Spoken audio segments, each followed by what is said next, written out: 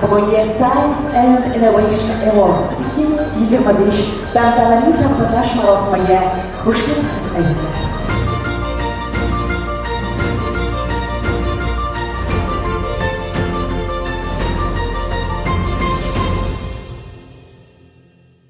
Ushbu baholash natijalariga ko'ra eng muvaffaqiyatli va faol ishtirokchilar aniqlanib, munosiblar saralab olindi. Bugun esa biz ana shu saralanganlar orasidan ilm-fan va innovatsiya sohasida eng yuqori natijalarga erishgan g'oliblarni aniqlashga guvoh bo'lamiz.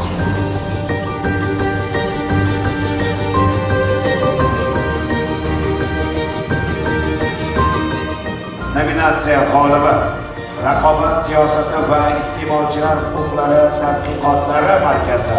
Olqishlab qo'yasizlar.